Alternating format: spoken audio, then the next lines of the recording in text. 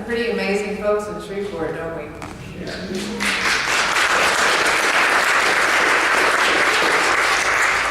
All of these people are active in bringing racial understanding to the citizens of Shreveport and beyond. And if you want to ask them about some of the work that they're doing, Omari has got an organization called ASAP, and that stands for All Streets, All People. All Streets, All People.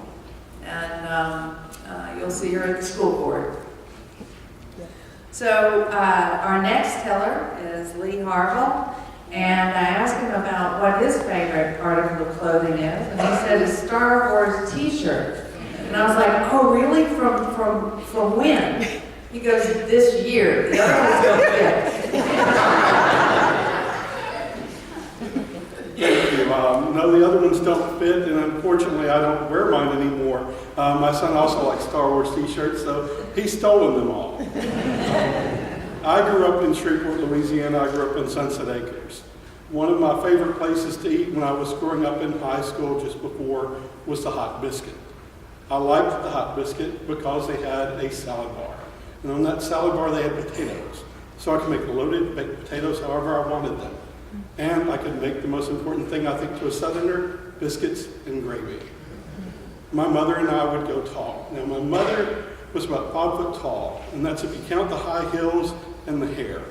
And she believed that the higher the hair, the closer to God. So there was a lot of hair helping her get to that 5 foot tall mark.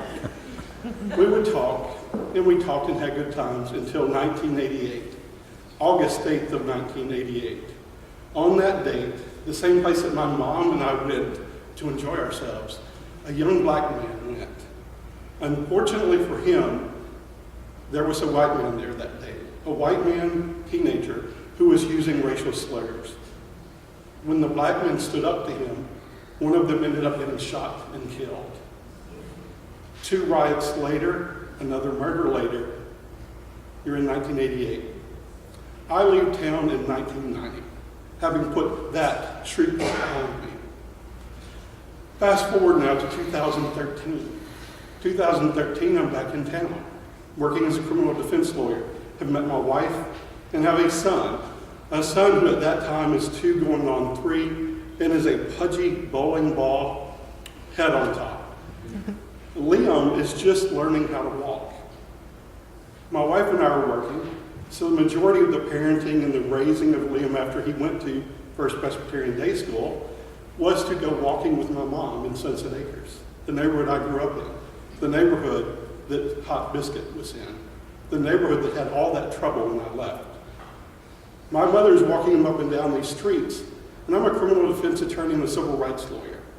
So every day I'm reading about cars that are being abandoned on Wagner, a couple of blocks away from where my mother is walking my son.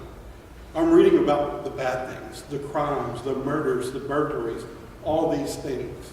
And my mother, little short 5 foot tall woman and pudgy bowling ball, are walking up and down Meadow Avenue.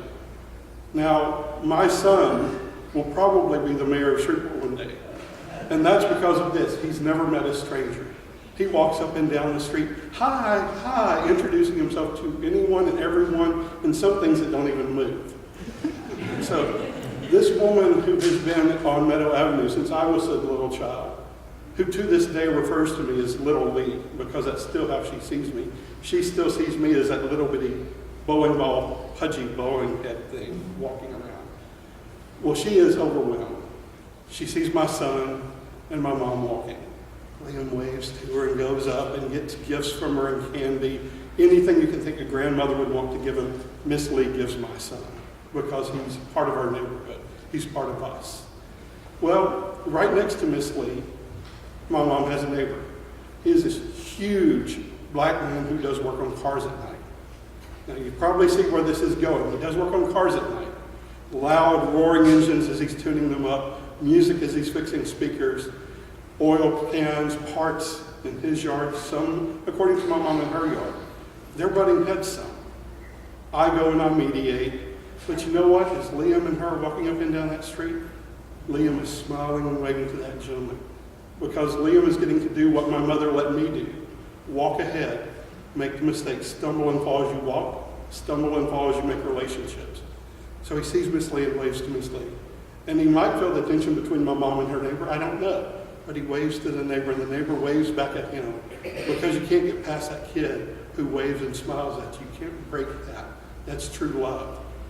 Well, fast forward another year or so later. My mother, unfortunately, has had a quadruple heart bypass. She pulled through that well, but then her lungs shut down around November 4th. Over the process from November 4th to December 1st, my mother is in a coma and eventually dies.